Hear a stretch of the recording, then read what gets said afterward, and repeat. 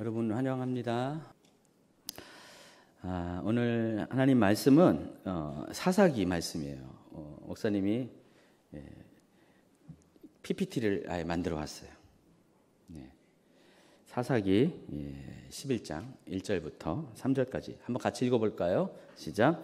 길르앗 사람 입다는 큰 용사였으니 기생이 길르앗에게서 낳은 아들이었고 길르앗의 아내도 그의 아들들을 낳았더라. 그 아내의 아들들이 자라매 입다를 쫓아내며 그에게 이르되 너는 다른 여인의 자식이니 우리 아버지의 집에서 기업을 잊지 못하리라 한지라. 이에 입다가 그의 형제들을 피하여 돕당에 거주하며 잡류가 그에게로 모여와서 그와 함께 출입하였더라. 아멘. 혹시 여러분 조화리의 창이라고 들어봤습니까? PPT를 바꿔주세요. 조하리 하니까 성은 조씨고 우리 교회 조씨가 많은데 이름은 하리. 조하리라는 사람이 만든 뭔가를 알고 있는데 실은 그게 아닙니다. 미국 사람이에요. 조셉이라는 사람과 헬이라는 사람이 1950년대 꽤 오래된 얘기죠. 한 70년 전에 이 두 사람이 심리학자예요. 미국의 심리학자인데 어떻게 불을 다 끄세요? 어둠을 좋아하시나 봐요. 이 두 사람이 우리 인간의 내면을 관찰하기 위해서 사람의 마음을 관찰하기 위해서 자기 나름대로 어떤 심리학적 틀을 만들었어요. 보통 이걸 가지고서 자아개방 프로그램이라고 불러요. 어렵죠? 자아개방 프로그램. 심리학적 용어입니다. 그래서 두 사람의 이름을 합쳐서 조하리의 창이라고 부릅니다. 조하리스 윈도우라고 부릅니다. 잘 보셨죠? 아니 계속 거기 놔두세요. 그 화면에 놔두세요. 자, 이 화면에 잘 보면은 여러분이 이걸 통해서 알 수 있는 것이 있어요. 무엇을 알기 위해서 이 창을 만들었냐면은 여러분의 내면 자아라고 합니다. 심리학 용어로 에고라는 단어를 써요. 들어봤어요? 오늘 처음 들은 분이 대부분일 거예요. 에고, EGO. 독일의 심리학자 프로이트라는 사람이 만든 용어입니다. 우리 속에 있는 내면을 가리켜서 에고라고 불러요. 한글로 자아라는 단어를 쓰는데 사람 안에는 모두가 다 이 자아가 있어요. 그러니까 자기의 내면이 있다는 것입니다. 그러니까 자기 안에 자기가 있다는 것이에요. 여러분 안에 여러분이 있다는 거 이해하시겠죠? 때로는 여러분이 여러분 안에 있는 여러분을 이해하지 못할 때가 있잖아요. 남들은 나를 이해하는데 내가 내 안에 있는 나를 이해하지 못해요. 그리고 때로는 내 안에 있는 나를 내가 좋아하기도 하지만은 싫어할 때가 많이 있어요. 그러니까 내가 나를 싫어해. 난 이렇게 못났어. 난 이렇게 형편없어. 하면서 내 안에 있는 나를 싫어하는 사람이 있어요. 그러니까 내 안에 있는 나를 자아를 싫어하는 사람을 가리켜서 자존감이 낮은 사람이라고 그래요. 내 안에 있는 나를 좋아하는 사람을 가리켜서 자존감이 높은 사람이에요. 그래서 자존감이 높고 낮음에 따라서 너무 높으면 어떻게 돼요? 교만해져요. 너무 낮으면 어떻게 되죠? 우울해져요. 그래서 여러분은 여러분의 안에 있는 여러분을 잘 알아야 돼요. 그러니까 여러분을 잘 알아야지 여러분의 안에 있는 여러분을 사랑할 수도 있고 관리할 수도 있다는 것이에요. 그래서 이 여러분의 안에 있는 에고를 아는 것은 굉장히 중요한 사실입니다. 중요한 것이에요. 여러분이 얼마나 여러분 자신을 잘 알고 있느냐에 따라서 여러분의 인생에 중요한 영향을 끼치기 때문입니다. 자, 어떤 사람은 자아가 굉장히 폐쇄적인 사람이 있어요. 또 이런 사람들을 가리켜서 쉽게 말하면 속이 좁다라고 말할 수가 있어요. 반대로 어떤 사람은 너무 개방적인 사람이 있어요.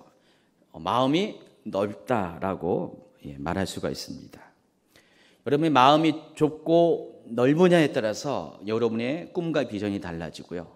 여러분이 만나는 사람들의 계층과 영역이 달라지고 여러분의 그 걷는 행보가 결정이 된다는 것입니다. 그래서 오늘 이 목사님이 보여준 이 조아리의 창을 통해서 여러분의 내면이 어떤가를 좀 확인하는 점검하는 시간을 갔으면 좋겠습니다. 그래서 내 마음에 무엇이 부족하고 무엇이 더 필요한 것을 발견하는 시간이 되길 바랍니다. 자, 이 조아리의 창을 보면은 여러분이 바로 알 수 있는 것이 이번엔 수학 얘기합니다. 수학에 보면은 1차원이 뭐죠? 점. 2차원이 뭐죠? 선. 3차원이 면이죠. 자, 그런데 보면 여기는 차원이 어떻게 되어 있어요? X와 Y로 가로와 세로로 되어 있죠. 그래서 이 조아리라는 두 사람이, 조셉과 헬이라는 사람이 만들어 놓은 이 모델에 보면은 자신이 아는 부분, 자신의 영역과 또 남의 영역이 X, Y 형태로 이렇게 서로가 교차되면서 각각 자신의 영역에는 자신이 아는 부분과 자신이 모르는 부분 두 가지, 또 남의 영역에서는, 타인의 영역에서는 타인이 나를 아는 것과 타인도 나를 모르는 영역, 이 두 가지로 서로 나눠져요. 그래서 총 4개의 창이 형성이 돼요. 여러분 집에 보면 창이 있잖아요. 창틀이 있는데 창틀의 유리가 4개라는 것이에요. 그러니까 창틀의 유리가 4개에 따라서 목사님이 이렇게 유리 색깔도 이렇게 다르게 했잖아요. 유리 색깔이 어떠냐에 따라서 여러분의 내면이 잘 볼 수 있고 잘 드러날 수 있고, 때로는 유리 색깔이 어느 영역이 맞냐에 따라서 여러분의 내면이 잘 보이지 않을 수가 있어요. 목사님이 예전에 별명이 있었어요. 저보고 그랬어요. 믿거나 말거나 유리 같다 그랬어요. 뭘 숨기지 못한다고. 다 안 돼요, 사람들이. 근데 요즘은 이제 그러진 않아요. 하도 제가 이제 너무 유리 같다는 것이 장점이지만은 단점도 돼요. 그래서 요즘은 이제 약간 블라인드를 칩니다. 블라인드 쳐가지고 어떨 때는 보이지만 어떨 때는 안 보여요. 근데 옛날에는 너무 오픈이 돼가지고 사람들이 다 아는 거예요, 저를. 제가 남들을 속이지 못하는 거예요. 그러다 보니까 좋은 일도 있지만은 안 좋은 일이 많이 생기더라고요. 근데 여러분 마음을 잘 보면 어떤 사람은 정말 저 사람 내면이 너무 투명해. 유리 같아. 잘 보여. 그래서 그냥 저 사람이 말하는 것과 행동하는 것들이 그다지 차이가 없어 보이는, 언행이 일치되는, 마음과 생각과 행동들이 일치되는 사람들이 있는데, 어떤 사람들은 도무지 몰라. 어떤 친구는 저 속에 뭐가 들어있는지 몰라. 완전히 시커매. 아주 깜깜해. 가지고 저 사람의 마음을 모르는 친구들이 있어요. 한번 옆에 보세요. 우리 친구들 알아요, 다? 평소에? 우리 하경이는 정인이 언니 마음을 알겠어? 보여? 안 보여? 근데 어떤 사람이 좋을까요? 내면이 오픈된 사람이 좋을까요? 아니면 폐쇄적인 사람이 좋을까요? 당연히 오픈된 사람이 좋을 것 같습니다. 어쨌든 이 조알이라는 두 사람이 만든 이 프로그램에 의하면, 모델에 의하면 인간의 내면은 모두 이렇게 4가지의 창이 있다는 것입니다. 첫 번째가 무슨 창이에요? 한번 볼까요? 영어로 해볼까요? 오픈 에리아, 오픈 윈도우라고 합니다. 열려진 창이에요. 자, 이 사람은 창이, 마음이 열려져 있어요. 그래서 나도 나를 알고 남도 나를 알아요. 숨길 게 없어요. 나도 나를 알고 남도 나를 아는 그런 영역을 오픈 에리아라고 부릅니다. 그래서 여러분에게도 이렇게 남이 나를 알고 나도 나를 아는 그런 영역들이 있죠. 가령 여러분의 이름, 여러분의 얼굴, 여러분의 요즘은 다 생일, 여러분의 학교, 이런 게 다 나도 알고 남이 아는, 모두가 공유할 수 있는, 그러니까 여러분이 누구의 딸과 아들이라는 것을 다 알잖아요. 이게 오픈 에리아라고 합니다. 첫 번째 창이에요. 두 번째가 뭘까요? 옆에 있는 보이지 않는 창. 남은 나를 아는데 나는 나를 몰라. 그런 영역이 있잖아요. 때로는 여러분, 목사님이 그럴 때가 많이 있어요. 목사님이 설교를 해요. 근데 설교를 하니까 저는 제 모습이 안 보여요. 나중에 이제 뭐 이렇게 영상을 통해서 보여요.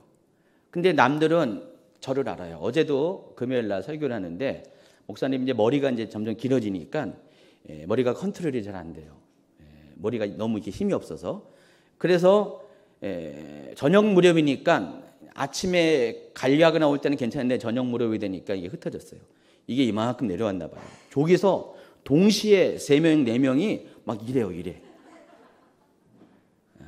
예전에는 뭔 말인지 몰랐는데 요즘은 이제 알죠. 아, 머리가 흩어졌으니까 이렇게 하라는 거구나 해서 머리를 다시 하고 카메라 멈춘 다음에 다시 시작하라고 해가지고 다시 어제 말씀을 전한 일이 있었습니다. 저 같은 경우는 말투가 있어요. 말투가 있는데 저도 인식하지 못하는데 남들이 바로 할 수 있는 습관적인 말투가 있어요. 자주 쓰는 말투가 있어요. 근데 저는 몰라요. 내가 그 말을 쓰고 있는지 잘 몰라요. 그러나 남은 알아요. 그 나중에 보면은 뭐 이렇게 남이 지적해줘요. 누가 지적할 것 같아요? 맞아요. 최은혜 목사님이 저한테 왜 이런 말을 자주 쓰냐고 이렇게 지적을 해줘요. 고치라는 뜻이죠. 나중에 이제 영상을 보면은 정말 나도 모르고 있었는데 그런 말로 습관적으로 많이 쓰고 있다는 것들을 깨닫게 돼요. 고치게 되죠. 수정하게 돼요. 이와 같이 남들은 다 아는데 나는 모르는 영역들이 여러분 안에도 있다는 것입니다. 한번 곰곰이 생각해 보세요. 생각해봤자 지금 생각이 안 나겠죠. 여러분 모르니까. 옆에 분들이 얘기해 줘야지만 아는, 나는 모르지만 남이 아는 그런 두 번째 영역이 있다는 것입니다. 이걸 가리켜서 뭐라 그래요? 블라인드 에리아. 블라인드가 뭐예요? 눈이 감겨졌다는 거죠. 그러니까 여러분이 눈이 감겨져서 보지 못하는 영역이 있다는 것입니다. 세 번째가 뭐인 것 같아요? 여기 첫 번째 라인의 두 번째. 숨겨진 창, 히든 에리아입니다. 자, 이것은 나는 알고 있지만 다른 사람은 모르는 영역이에요. 여러분은 알고 있지만은 다른 사람은 모르는 영역. 여러분 중에 그런 거 있잖아요. 정말 이렇게 속일 모르는 사람이 있어요. 무슨 정치 드라마나 무슨 옛날에 무슨 왕과 관련된 대화 드라마 이런 데 보면은 굉장히 정치적인 리더들이 어떤 사건의 중심이 돼서 이야기를 끌어가는 것을 보게 되죠. 그럼 어때요? 그들은 전부 다 자기 속을 상대방의 적들에게 드러내지 않죠. 그리고 자기 안에 생각들이 굉장히 많아요. 여러 가지 술수들이 많지만은 적이 알지 못하도록 그것을 가리우고 숨기는 그런 사람들이 많이 있습니다. 우리 내면 안에 그런 게 있다는 것입니다. 나는 알고 있지만은 남들이 모르기를 원하는 것. 그거는 여러분이 자신이 잘 알 거예요. 여러분은 너무 자기 자신에 대해서 잘 알고 있어요. 근데 남들이 알기를 원하지 않는 영역들이 있죠. 있죠? 한번 있다고 생각하는 사람은 손 들어보세요. 없어요? 하나, 둘, 셋, 한 3분의 1 정도. 이 히든 영역이 많이 있는 사람을 가리켜서 뭐라 그래요? 음침한 사람, 속을 모르는 사람. 그런 영역들이 있다는 것입니다. 네 번째 영역이 있어요. 맨 끝에 있어요. 무슨 영역일까요? unknown area. 나도 알지 못하고 남도 모르는 그런 영역이 있다는 것입니다. 나도 내가 알지 못하는 그런 부분이 있는데 남도 나를 모르는 영역이 있어요. 자, 이 부분은 특히 누가 알 것 같아요? 남도 모르고 나도 모르지만은 아는 분이 계세요. 누굴까요? 하나님이에요. 하나님은 이 네 가지 모두의 창을 다 알고 계세요. 다 들여다보시는 분이에요. 그러나 사람은 이 네 가지 창을 그 주체가 나냐 아니면 다른 타인이냐에 따라서 보는 영역과 보지 못하는 영역이 있다는 것입니다. 여러분의 마음은 이렇게 네 가지의 그런 영역이 있어요. 그래서 이 조아리의 창이라는 것은 여러분의 마음이 어떠한가를 알아볼 수 있는, 들여다볼 수 있는 말 그대로 윈도우, 창의 역할을 하고요. 다른 말로 하면은 여러분의 마음의 상태가 어떠한지를 나타낼 수 있는 지도와 같아요. 마음의 지도. 자, 이 중에서 여러분의 마음의 지도는 어느 부분이 가장 넓게 분포되어 있을까? 어떨 것 같아요? 다들 자기 자신에 대해서 한번 이렇게 이 네 가지의 이런 창을 보면서 내 마음의 상태가 어떤 게를 잘 이렇게 살펴보는 시간이 되길 바랍니다. 오늘 말씀의 본문은 사사기예요. 여기는 누가 나오냐? 11장에는 입다라는 사람이 나옵니다. 다시 한번 같이 한번 볼까요? 입다. 뭘 입다? 그 입다가 아니라 사람 이름이 입다입니다. 입다라는 사람이 있답니다. 이해하는 사람은 알아요. 근데 여전히 모르는 사람은 뭔 말이 뭔 말인지 몰라요. 우리 알겠니? 알는데요. 그렇게 알 것처럼 생겼어. 입다라는 사람이 누구냐면은 사사 중에 한 명이에요. 사사기 시대에 아직 이스라엘의 왕국이 출범하기 전에 출애굽을 해서 가나안 땅에 들어와서 아직 첫 번째 왕 사울이 세워지기 전에 약 400년 동안에 있었던 왕이 없는 시기에 왕을 대신해서 백성들을 일시적으로 다스렸던 사람을 가리켜서 사사라 그래요. 자, 영어로 저지라 그래요. 판관, 재판관이라는 뜻입니다. 실은 이 사람의 역할이 백성들의 송사를 재판하고 또 위기상황에 대적이 쳐들어올 때 그들을 인도했기 때문에 사사라는 이름이 불려졌습니다. 자, 그런데 사사 중에 하나인 이 입다의 출생은 어떨까요? 오늘 본문에 보니까 입다는 누구의 아들이죠? 길르앗의 아들입니다. 아버지 이름이 길르앗이에요.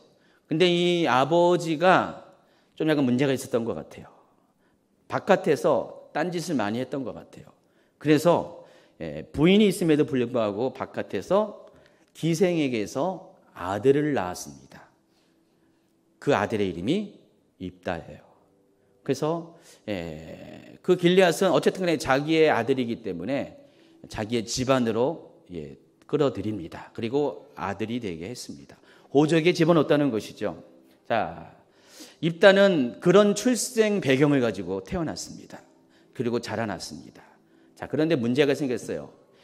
길르앗의 그 가정에는 당연히 정식 아내가 있겠죠. 그 아내가 있었는데 입다가 바깥에서부터 나와서 들어온 이후에 그 길르앗의 아내가 아들을 낳습니다. 한 명도 낳지 않고 여러 명을 낳게 됩니다. 어린 시절 입다는 엄마가 다른 그런 형제들과 함께 아버지 길르앗의 집에서 성장합니다. 어렸을 때는 몰랐어요. 근데 성장하면서 문제가 생깁니다.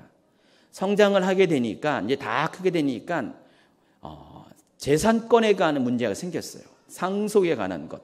아들이면 다 상속을 받아야 되잖아요. 아버지의 재산을 상속받아야 되는데 길르앗의 정실 부인에서 낳은 아들들이 보니까 이 입다는 밖에서 굴러 들어온 돌이에요. 우리와는 달라요. 엄마가 달라요. 정식으로 태어난 아들이 아니라 기생에게서 낳은 출신 성분이 안 좋은 아들이었어요. 형제였어요. 그러다 보니까 입다에게는 상속권을 줘서는 안 된다. 그래서 입다를 그때부터 배척하기 시작합니다. 한마디로 왕따를 시키는 것이에요.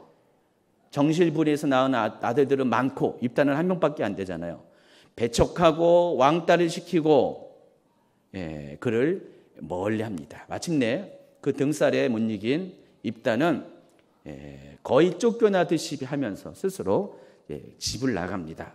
가출을 합니다. 그리고 그가 간 곳이 어디냐면은 동편에 요단 동편에 있는 돕이라는 땅이에요. 돕 땅으로 떠납니다. 그리고 거기서 홀로 서기를 시작합니다. 오늘 이렇게 성경에 보니까 3절입니다. 이에 입다가 그의 형제들을 피하여 돕 땅에 거주하며 잡류가 그에게로 모여와서 그와 함께 출입하더라. 자, 그 땅으로 갔더니 거기에서 여러 사람들을 만나요. 근데 여기 잡류라고 설명했잖아요. 이 잡류는 뭐예요? 별로 좋은 말이 아니죠. 잡스러운 무리들을 말하는 것입니다. 이런저런 한마디로 뭐 거긴 깡패도 있을 것이고 거기는 또 입다처럼 가정적에 문제가 있는 사람이 있을 것이고 가출한 사람이 있을 것이고 뭐 여러 이렇게 불행한 사람들이 그 입다 주변에 모여들기 시작합니다. 그래서 하나의 세를 형성하게 됩니다. 그래서 이제 입다를 중심으로 사람들이 하나의 공동체를 형성하게 되었어요. 자, 그러던 어느 날 암몬 사람들이 요단 동편에 있는 암몬 사람들이 이스라엘을 쳐들어옵니다. 암몬 쪽에서 이스라엘을 쳐들어올 때 제일 먼저 그들을 마주하는 지파 사람들의 이름이 길르앗 사람들이에요.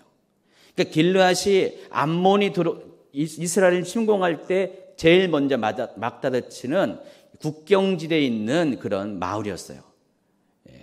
그 길르앗으로 암몬 사람들이 공격해 오니까 길르앗 사람들이 난리가 났어요. 불안을 느낍니다.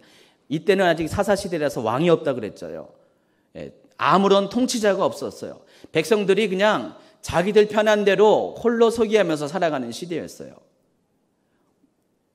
그러던 와중에 왕을 대동한 암몬 사람들이 길르앗을 이렇게 넘보게 되니까 길르앗 장로들이 불안을 느낍니다.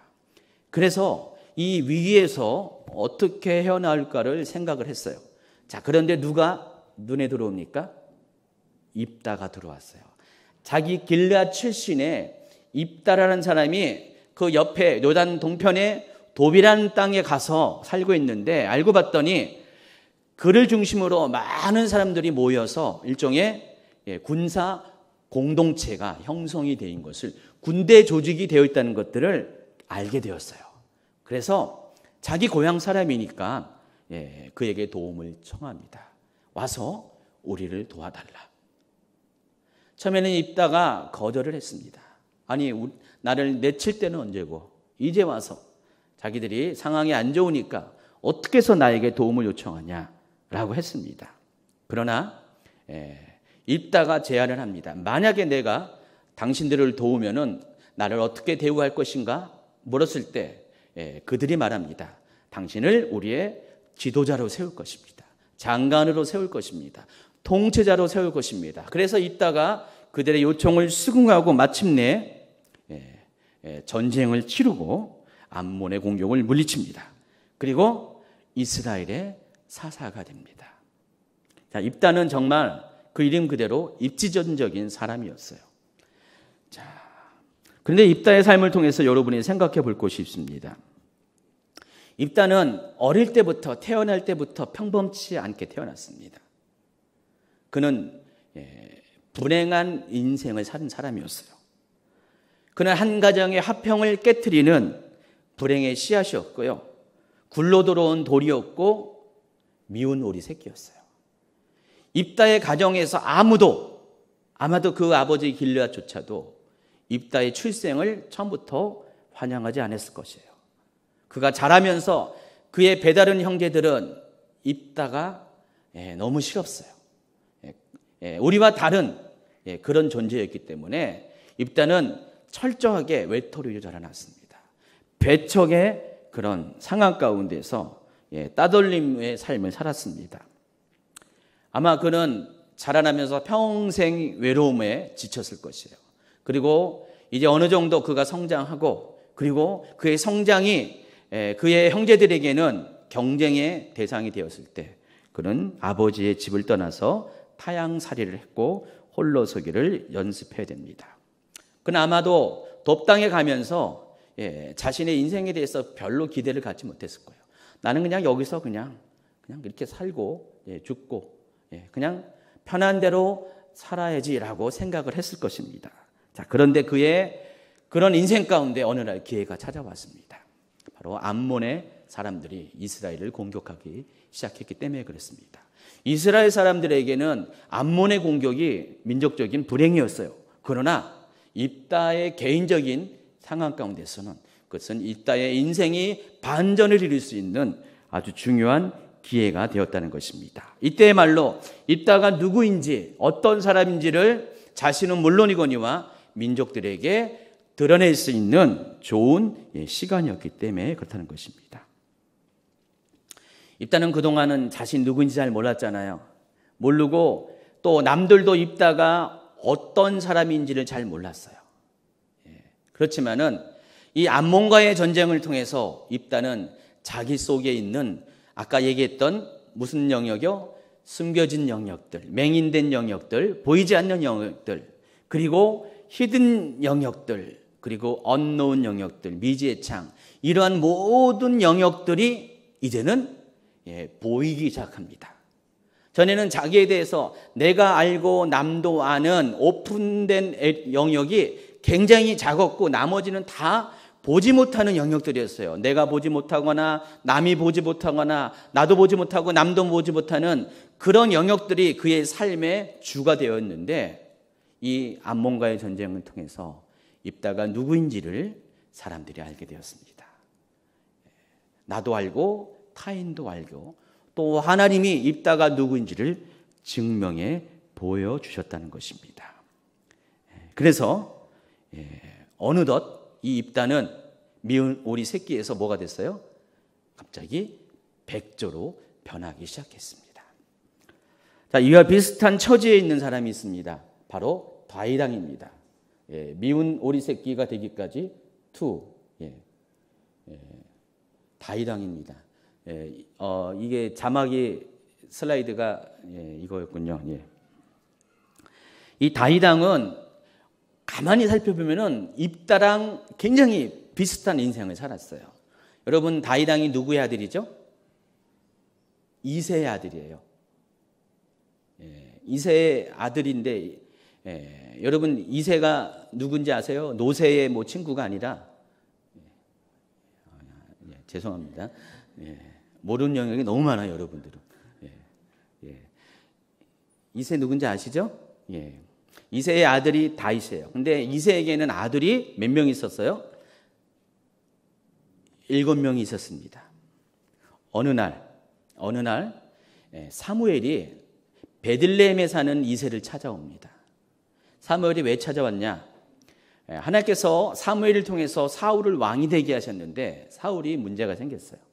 하나님 보시기에 왕의 자격이 상실됐어요. 그래서 하나님은 사무엘을 통해서 또 다른 왕을 찾으십니다. 그리고 그 왕이 바로 베들레헴에 있는 이새라는 사람의 아들 중에 있다는 것들을 알게 하셨어요. 그래서 사무엘은 그 이새의 집을 찾아서 사울의 뒤를 이을 제2대 왕, 하나님이 택하신 왕을 찾으러 그곳에 갔습니다. 그래서 이새는 자기의 아들들을 다 불러 모읍니다. 그리고 사무엘이 오니까 맏아들부터 시작해서 아들들을 보여주기 시작합니다. 사무엘이 아들들을 봅니다. 큰형은 너무나 장대하고 잘생기고 마치 사울처럼 멋있는 품체를 가진 사람이었어요. 그러나 하나님께서 큰아들은 아니다라고 했습니다. 그럼 둘째 아들일까요? 그것도 아니다. 마지막 7번째 아들까지 다 봤어요. 그런데 하나님께서 사무엘에게 감동을 주신 아들은 없었어요. 사무엘이 궁금했어요. 의아했어요. 하나님께서 분명히 이 이새의 집을 가서 그들 중에서 왕을 기름 부으라고 했는데 7명의 아들을 다 봤는데 마땅한 사람이 없다는 게 너무나 의아했어요. 그래서 묻습니다. 혹시 내게 보여준 이 7명의 아들 외에 또 다른 아들이 있냐 물었어요. 근데 그때야 비로소 이새가 있다 그랬습니다. 아직 막내가 남아 있는데 그 막내는 지금 들에 가서 양을 치고 있다고 얘기합니다. 여러분 상식적으로 생각해 보세요. 이새의 입장에서 사무엘이 와서 무엇을 한 건 뻔히 알았잖아요. 자기 아들 중에서 기름 부음 받을 자를 왕으로 세울 자를 선택을 하러 왔는데 아들이 있다면 전부를 불러내야 되잖아요. 근데 7명의 아들만 두고 막내인 다윗은 여전히 들에다가 남겨두고 아예 처음부터 보여줄 생각을 하지 않았다는 것입니다. 여러분 이상하지 않습니까? 왜 그럴까요? 자세한 내막은 여기 나와 있지 않아요. 이따의 경우처럼 길르앗이 기생에서 낳은 아들이다. 그게 입다라고 그런 어떤 자세한 설명이 없어요. 그러나 다윗에게 출생에 있어서 어떤 문제가 있다는 추측은 가능하다는 것입니다. 그러니까 다윗이 이새의 입장에서 보면은 앞에 7명의 아들과는 다른 아들이었어요. 그러니까 자신의 아들로서 당당히 내세울 수 있는 그런 존재는 아니었을 가능성이 있다는 것입니다. 그렇기 때문에 이새는 다윗을 사무엘에게 보이지 않았습니다. 이와 같은 측면에서 보면은 다윗 역시 입다의 인생과 크게 다르지 않을 수가 있어요. 다윗 역시 그 집안에서 미운 오리 새끼였어요. 가족들이 인정해주지 않은, 아버지조차도 인정해주지 않는 그런 가족 공동체에서 열애의 대상이었다는 것입니다.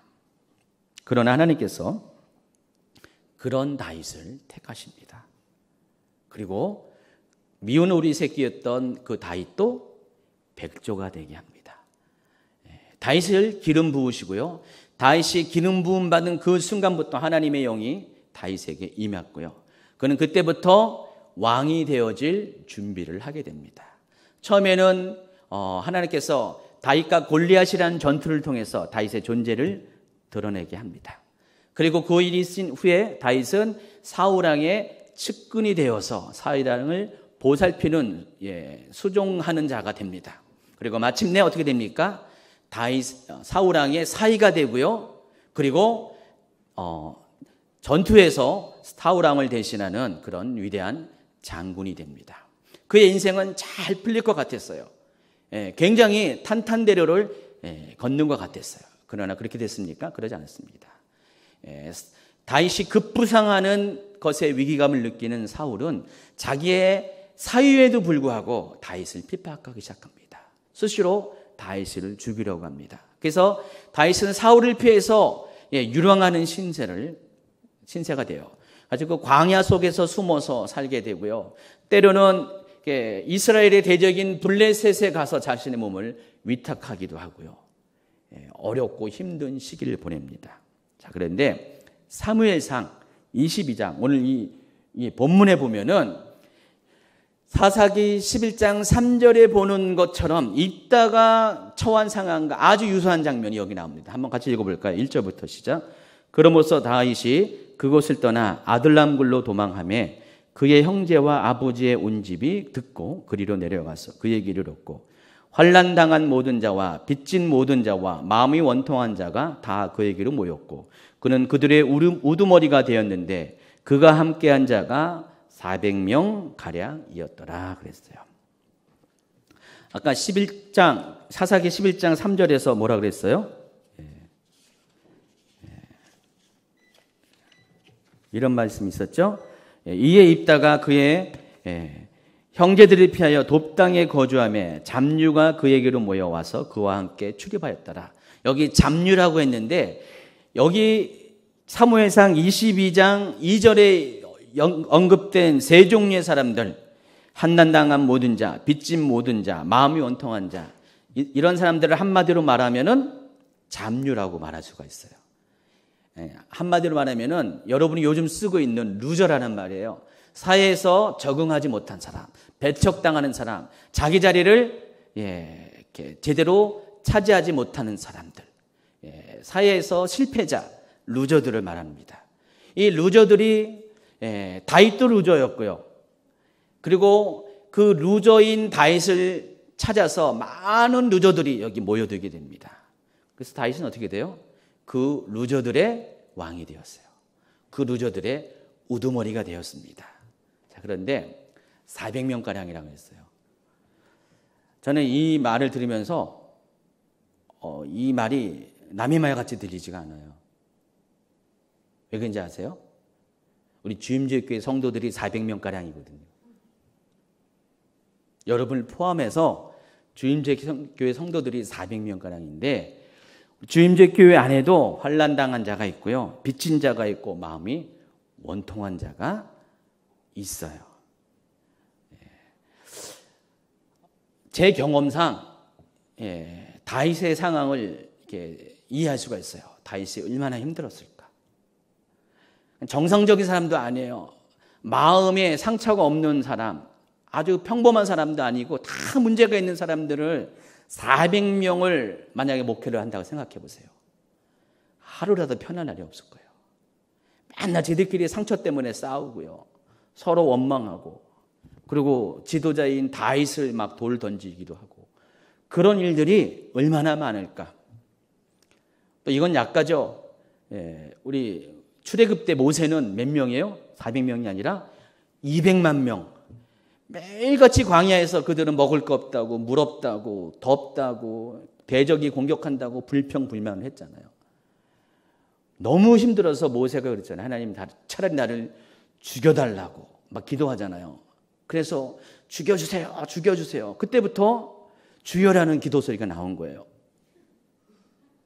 몰라요, 여러분? 모세가 하도 당한 일이 너무 어려워서 죽여라고 막 그랬는데 하나님 앞에 사람들이 옆에서 듣고 오해를 했어요. 아, 주여. 이게 그때부터 주여라는 기도가 나온 거예요.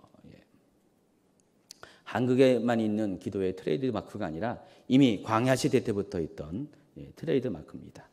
자, 이와 같은 상황 가운데 이 다윗은 이 원통한 자들 속에 원통을 풀어줘야 돼요. 빚진 자의 그런 상한 마음들을 다 해결해 줘야 돼요. 그리고 환난 당한 자의 모든 상처를 쓰다듬어 주는, 위로해 주는, 격려해 주는 그런 일을 했어요. 너무나 힘들었을 것은 자명한 일입니다. 그런데 자신은 몰랐어요. 이 일이 왜 나에게 이런 운명이 주어진지 잘 몰랐는데, 시간이 가고 세월이 가는 동안 이 다윗은 자기도 모르게 이러한 자들을 대하면서 그 마음이 넓어지기 시작합니다. 그리고 그들의 상처를 안아줄 수 있는 그런 아비의 마음을 갖게 됩니다.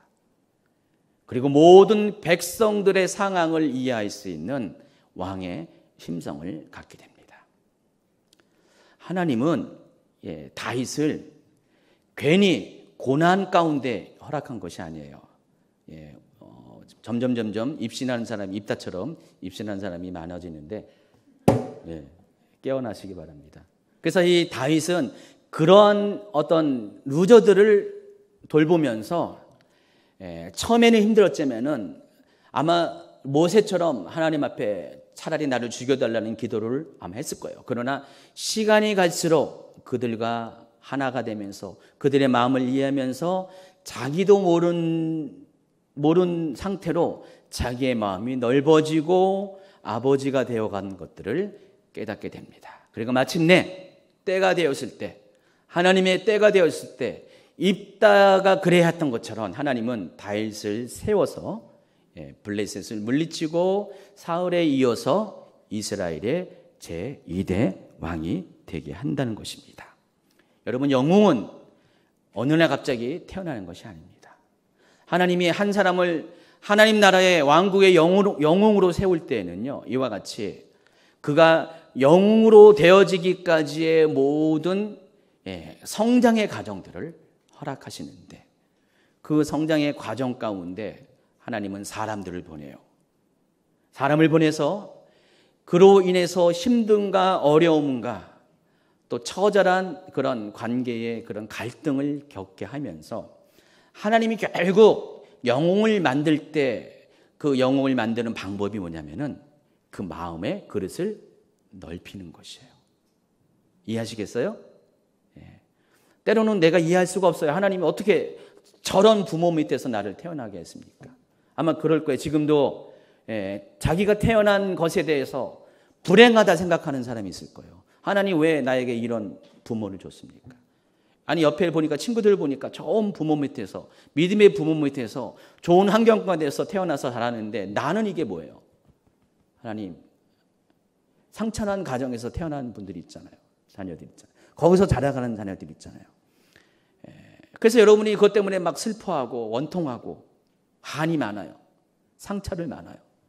그러나 하나님이 여러분을 그렇게 태어나게 하는 것 실수가 아닙니다. 하나님이 여러분이 태어나기 전에 얼마나 여러분이 하나님을 잘못 보였기 때문에, 얼마나 죄가 많기 때문에 태어나기 전에 여러분 죄가 있었어요? 아니잖아요. 여러분을 이렇게 하시려고, 어떻게 하시려고 그런 게 아니었어요. 하나님은 처음부터 여러분으로 하여금 미운 오리 새끼가 되게 한 게 아니라, 하나님의 모든 계획은 100%의 모든 계획은 여러분을 백조가 되게 하는 것이에요. 그러나 그 과정 속에서 백조가 되기까지는 어떤 사람은 미운 오리 새끼의 그런 어린 시절을 겪게 한다는 것입니다. 그리고 그것을 통해서 자기의 정체성을 발견하는 거예요. 내가 누구라는 것을 우리는 조금씩 알아가게 된다는 것입니다. 알고 봤더니 결과적으로 나는 미운 오리 새끼가 아니었구나, 백조였구나 하는 것들을 깨닫게 된다는 것입니다. 이미 그것을 깨닫게 될 때는 내 속에 있는 마음의 창들이 열려지게 된 것이에요. 한 번 더 우리 조아리의 창 한번 보도록 하겠습니다. 여기 4가지의 창이 있다 그랬어요. 여러분 각자가 다 이 4가지의 창 중에서 어느 부분은 많이 확장되어 있고 어떤 부분들은 적게 있고 각각 개인차가 있을 것이에요. 그러나 하나님께서 여러분에게 원하는 이 4가지 창 중에서 가장 원하는, 결론적으로 여러분이 마음이 다 변하기를 원하는 그런 창이 있어요. 정답이 있어요. 뭘까요? 바로 이거예요. 여러분의 마음이 다 열려지길 원해요. 여러분의 마음이 다 개방되길 원하는 것입니다. 여러분 속에 있는 그런 보이지 않는 창, 숨겨진 창, 미지의 창들이 다 사라지고, 여러분도 여러분의 마음을 다 알고 남들도 여러분의 마음을 다 알고, 가장 더 중요한 것은 하나님이 여러분을 다 아는 그런 마음으로 여러분이 변화되기를 원한다는 것입니다. 만약에 여러분의 마음이 이렇게 바뀌어진다면요, 이때부터 하나님은 여러분을 마음껏 사용할 수가 있는 것이에요. 이 창이 아닌 그 전에 화면으로 해요. 이 3가지의 다른 색깔의 이 창들은 하나님이 여러분을 통해서 일하실 때 방해가 되는 영역들이에요. 장애물이라는 것입니다. 만약에 여러분 속에 보이지 않는 창이 있으면은 이것은 마치 보이지 않는 그런 웅덩이와 같은 것이에요. 그래서 하나님이 여러분을 일하게 할 때 여러분은 여기에 빠져버리면은 하나님의 계획을 이룰 수가 없는 것이에요. 숨겨진 창도 마찬가지입니다. 이 속에 있는 이 어두움, 이 두려움이 하나님의 일들을 방해할 수가 있다는 것입니다. 그러니까 여러분은 이런 모든 창들을 여러분 속에서 내쫓아내야 돼요. 계속해서 이런 창의 영역들을 점점 줄여나가셔야 된다는 것입니다. 여러분 몸에 암세포가 있어요. 암치료를 하게 될 때 암치료가 효과적이 되면은 암세포가 점점 축소되고 줄어들고 나중에는 없어지죠. 자, 이러한 모든 암세포와 같은 이런 안 좋은 창들을 여러분의 삶 가운데, 마음 가운데 점점 줄여나가고 마침내 오직 여러분의 마음이 이 열려진 창으로 변화가 되면은 하나님이 여러분을 통해서 일하실 때 여러분을 마음껏 사용할 수 있다는 것들을 깨닫기 바랍니다. 입다는 자기도 모르는 사이에 그런 상처 많고 그 자신 자체가 한이 많은 사람이었고요. 버려진 사람이었고 자신의 능력이 어떤지도 모르는 그런 사람이었기 때문에 소망을 잃고 돕당에 갔었지만은 하나님은 그들에게 입다에게 붙여진 많은 그런 잡류들을 통해서 자신의 마음을 알게 됩니다. 그리고 상대방의 마음을 알게 되고 또 자신이 보지 못하고 상대방이 보지 못했던 자신에 대한 하나님의 비전들을 깨닫게 되면서 마침내 기회가 왔을 때 그런 민족을 구원하는 사사가 되었습니다. 다윗도 마찬가지입니다. 여러분, 그렇기 때문에 여러분도 여러분이 누군가, 내가 누군가를 아는 것이 중요해요. 여러분은 미운 오리 새끼 절대 아닙니다. 나는 버려진 사람이 아닙니다. 나는 태어날 때부터 한만이 태어난 그런 사람이 아닙니다. 하나님은 여러분을 처음부터 왕의 자녀로 출생시켰어요. 하나님이 왕이시니까 여러분도 하나님의 자녀이기 때문에 왕의 자녀이라는 것입니다. 중요한 것은 여러분이 내 신분을 알아가는 것이에요. 여러분에게 너무 감춰진 것들이 많아요. 여러분의 정체성을 보지 못하게 포장한 많은 것들이 있는데 그것들에 속지 마시기 바랍니다. 보이지 못한 영역들 내어버리시고요. 숨겨진 영역들 내어버리고 미지의 영역들도 다 내어버리고 여러분의 마음을 점점 열려진 마음으로, 개방된 마음으로 바꿔가시기 바랍니다. 사람에 대해서도 하나님에 대해서 여러분의 마음을 자꾸만 오픈하시고 여러분 자신도 여러분 자아를 그렇게 오픈해 가시기 바랍니다. 어느덧 여러분의 마음의 창이 다 열려지게 되면은 여러분의 인생은 그때 하나님께서 들어서 사용하시는 그런 경험을 하게 될 겁니다. 히브리서 11장 32절을 소개하고 마치겠습니다. 내가 무슨 말을 더하리요? 기드온, 바락, 삼손, 입다, 다인 및 사무엘과 선지자들의 일을 말하려면 내게 시간이 부족하리로다. 그들은 믿음으로 나라들을 이기기도 하며 의를 행하기도 하며 약속을 받기도 하며 사자들의 입을 막기도 하며 불의 세력을 멸하기도 하며 칼날을 피하기도 하며 연약한 가운데서 강하게 되기도 하며 전쟁에 용감하게 되어 이방 사람들의 진을 물리치기도 하며. 지금 이 히브리서 11장은 믿음의 선진들에 대해서 소개하는 그런 부분입니다. 근데 여기에 보면은 이 믿음의 선진들을 다 소개하고 마지막으로 누구를 얘기하냐면은 기드온, 바락, 삼손, 입다. 다 이 네 사람은 누구를 말하냐면은 사사 시대의 12명의 사사 중에서 유명한 사사 4명을 말하는 것입니다. 그 중에 입다를 소개합니다. 그리고 다윗을 이야기합니다. 자, 이들 모두는 하나님 앞에 쓰임 받기 전에는, 택함 받기 전에는 전부 다 마음에 열려진 창보다는 숨겨지고 보지 못하고 또 미지의 창들이 많았던 사람들이었어요. 그러나 이들이 하나님 앞에 드러났을 때, 하나님의 빛 가운데 드러났을 때 그 모든 숨겨진 것들이 다 물러가고 모든 마음이 열려진 창으로 바뀐 사람들이었어요. 그런 사람을 가리켜서 히브리서는 뭐라고 했어요? 믿음의 사람이라는 것입니다. 믿음의 사람은 그런 거예요. 자신을 하나님의 왕이신 하나님의 자녀된 신분으로서 하나님이 이렇게 말씀하셨기 때문에 그것을 받아들이고 믿어주는 사람이 믿음의 사람인 것입니다. 하나님은 여러분을 그런 믿음의 사람으로 쓰임받게 하길 원하십니다. 여러분도 입다가 될 수가 있어요. 여러분도 다윗이 될 수가 있다는 것입니다. 단 조건, 여러분의 있는 마음의 창들 속에 있는 어두운 영역들을 전부 다 쏟아버리세요. 벗어버리세요. 다 몰아내버리세요. 그리고 완전히 열려진 창으로 바꿔주시기 바랍니다. 하나님은 그 가운데서 반드시 역사하실 것입니다. 하나님 그러한 인생을 통해서 하나님의 일들을 함께 동역하실 것입니다. 그러한 사람이 되기를 예수님 이름으로 축원합니다.